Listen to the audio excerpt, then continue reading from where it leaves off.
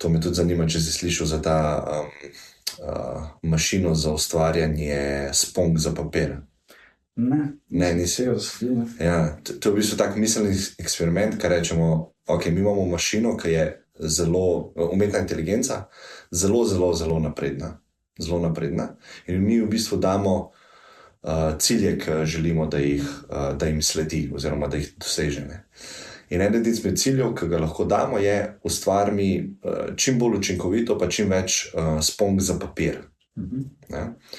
In ker ta umetna inteligenca to dobesedno vzeme, bo šla v ekstrem tega in bo vse podredila temu cilju, da ustvari papirnate sponke, oziroma sponke za papir. In to pomeni, da bo začela atome v vesolju vzemati in podrejati temu cilju, in to pomeni tudi nas.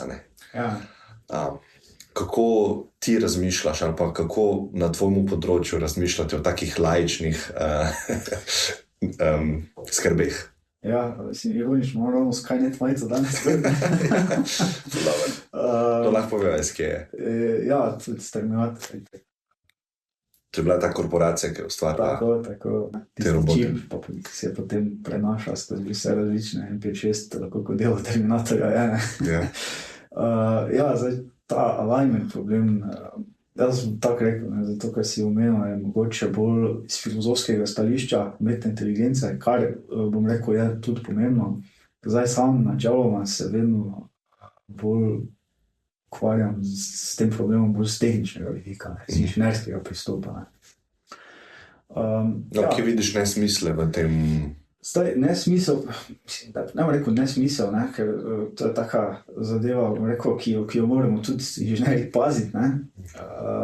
Vse te pač lahko naredimo karkoli, inženirji lahko da karkoli, ampak je vedno neka stopnja morale, dokot lahko greš in tako.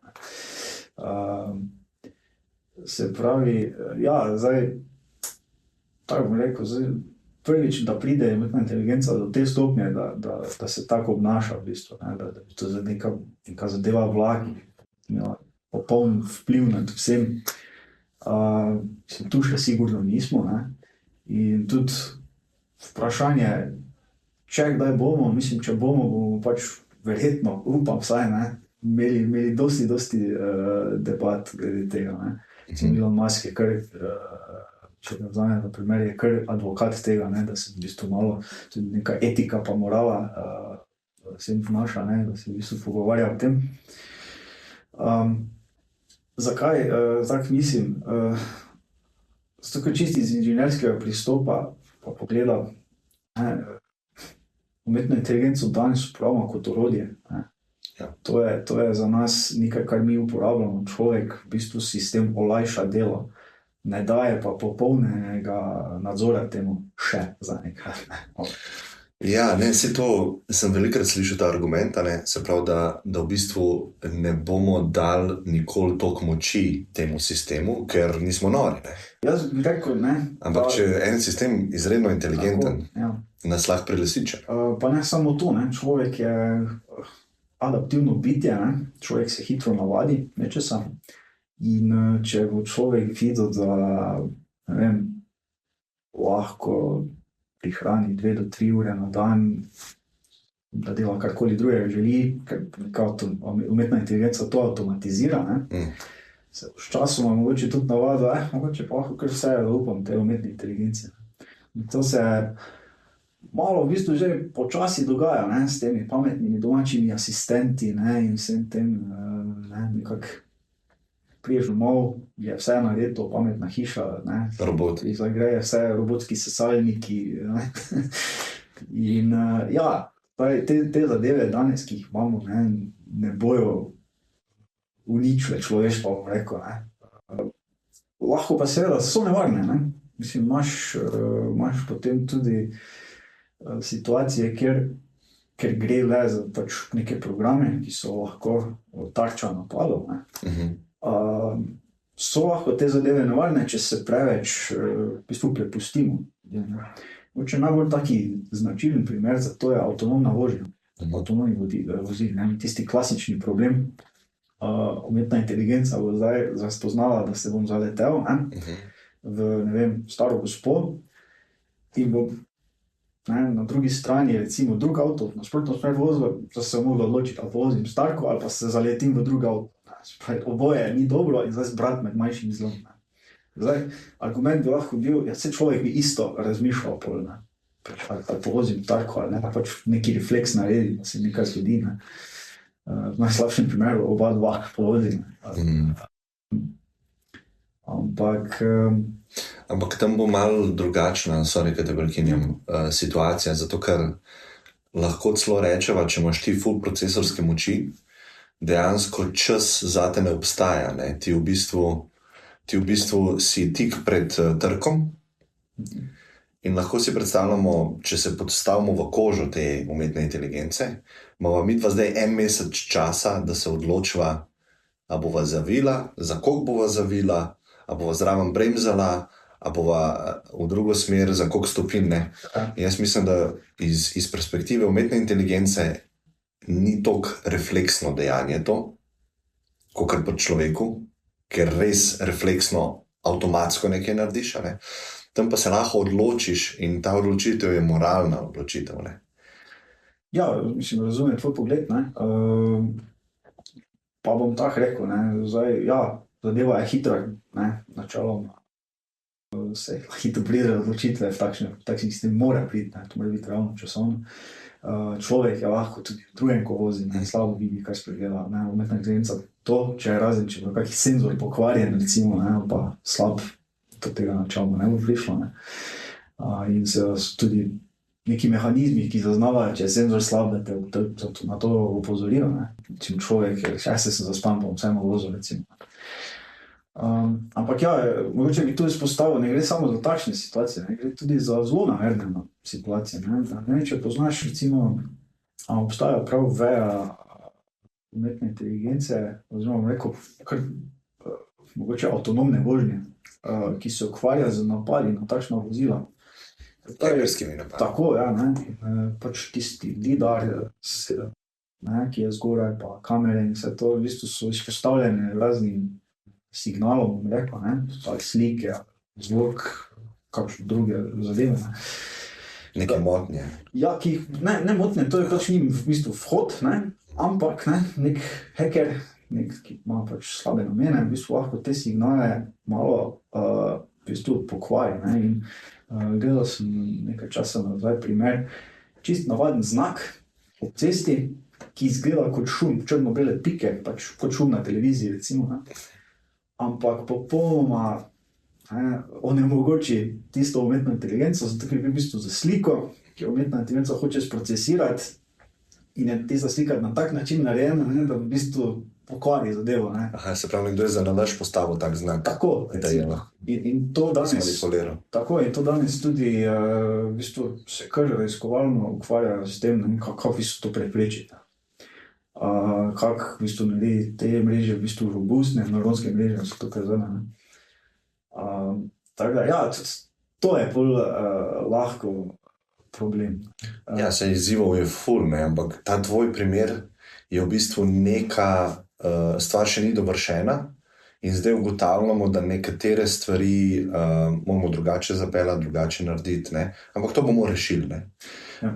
Ta moj primer, ne, moralna odločitev, pa ne vem, kako bi mislim, kdo bo definiral, tukaj se moramo pol kar naenkrat, mogoče celo prvič v zgodovini začeti pogovarjati znanstveno o morali. Ja. Se pravi, kaj je objektivno boljše za narediti, ne? Ja. In to je ta is-out problem, ki ga je David Hume v filozofiji opredelil, ne? Da nekaj je is, nekaj je, nekaj pa od, nekaj bi moglo biti, ne? In te dve stvari, filozofi se že stoletja o tem prepirajo, ne? Ja. A je možno to združiti, ne? Ja, to je, mislim, to je velika debata, mislim. To bo po mojem, ja, če bo kdaj, prišlo do kakšnega strinjanja tukaj, ker prvič, ne, že za navadne stvari se ljudje včasih ne strinjamo, imamo težave se strinjati, ne. Za takšne zadeve pa ja. Verjetno boste vi, inženirji, definirali to moralo, ne, zato ker ne vem, kdo drug bo. Ja, ampak Nekdo, ki bo na Tesli programiral, se bo odločil, življenje starke je manj vredno, kot življenje 5 otrok. Recimo. Ta je easy. Recimo, ampak ne, to je tako, kot da daš, ne vem, avtomehaniku, ne, da gre operirati s kolenom. mi se ne ukvarjamo s tem, nimamo toliko znanja v tej etiki. Mislim, vsak ima neko osnovno etiko in moralo in tak, ne, ampak zdaj da bi pa pol se s tem ukvarjali, mislim, iz svojo kapaciteto možganov usmerjamo v druge zadeve, ne, razvoj in inženirski pristop. Tako da, ja, jaz mislim, da bo tu mogel biti neki pogovor, ne, in s filozofi, in z inženirji, in potem pač enostavno moglo priti do nekega strinjanja. Ne. Zdaj, edino, kaj je pač tukaj malo smešno, ne, mogoče inženirji smo mogoče res, kako rekel, bolj pedantni, ne, bolj organizirani, pod narekovaji, ne, vsaj bi to ponovali. Vsaj dobri inženirji, ki jih jaz poznam, so taki, ne, oziroma neko smo, no. Jaz sem sam tudi tak. Pri filozofih pa je mogoče vse malo nekako vse v zraku, ne, ni točno dorečeno, ne, mehko je vse, ne, čem inženirstvo je, nasploh računalništvo načeloma, ne, rečeš, ja, to je ono. Trdna znano. Tako, nič in ena bi lahko rekli, pa ni vedno nič pa ena, ne, ampak si le bolj nekako fiksni, ne, na nekaj se mar lahko uprimeš, pri sami filozofiji, ne, tega ni. Ne pa zdaj rekel, da je to slabo, ne, ker tudi to pol vodi, ne, koncu ostali Grki so nas marsikam pripeljali, ne, ravno s filozofijo, tako da oboje je potrebno in tako pri vsaki stvari pač sodelovati treba, ni drugega, ne. Ja, ta interdisciplinarnost bo potrebna v tem novem svetu, ki stvari ratujejo vedno bolj kompleksne, ne. Ja, in predvsem v bistvu, ne, se potruditi, da inženir razume filozofa, filozof pa da razume inženirja, ne. Pač s obeh strani bo treba neko stopničko narediti, ne. Zdaj res malo tako oddaljena svetova sta, ne. Mislim, se lahko tu pogovarjamo o umetni inteligenciji iz filozofskega vidika, čisto tehničnega, ne, ampak če poslušaš ti dve ločeni debati, vidiš to čisto nekaj drugega, ne, to sploh nima veze, pa dejansko ima, ne, če širše pogledaš, ne, tako da. A take stvari, ki se mi zdaj pogovarjava na fakulteti, se kje pogovarjate ali bolj ne? Tako bo rekel, ne, to moče po vodni uri, ne, na hitro. Pač moja naloga kot asistent pri predmetu umetna inteligenca je, da študente naučim osnove tistih algoritmov, ki jih pač imamo v učnem načrtu in svoj čas tak porabiti. Je pa tak, ne bom rekel, študenti tudi zdaj niso, rekel, togi, tak, ne.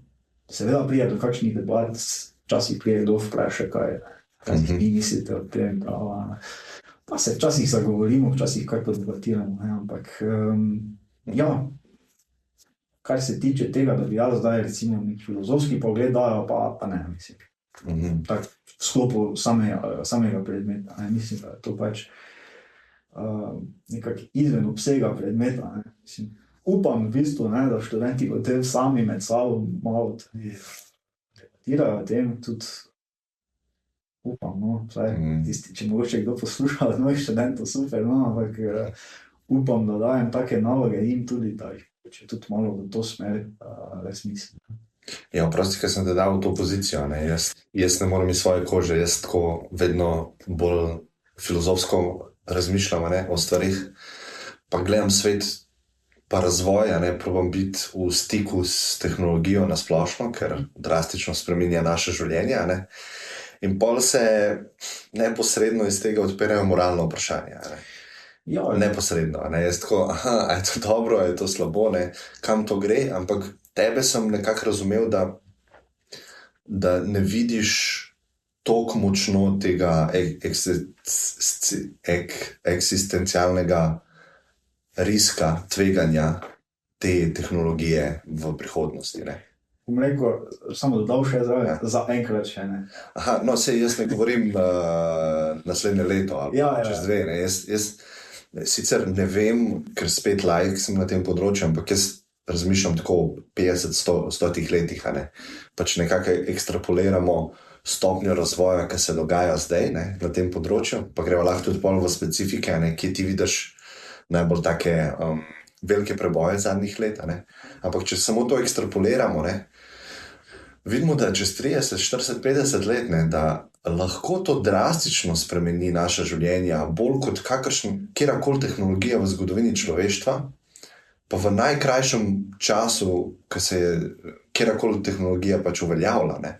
Zdaj pa, a bo ta sprememba v pozitivno ali v negativno, pa jaz ne vem. Ne. Ampak vidim ogromna tveganja. Ne. Vedno, kaj daš neko tako močno, prebojno tehnologijo ljudem, ki imajo svoje pomanjkljivosti, pa v preveč kratkem času, pa zdaj države tekmujejo med sabo, kdo bo prišel do teh tehnologij, korporacije tekmujejo med sabo. In mislim, da se bo tukaj mogoče malo pozabili na ta filozofska, moralna vprašanja.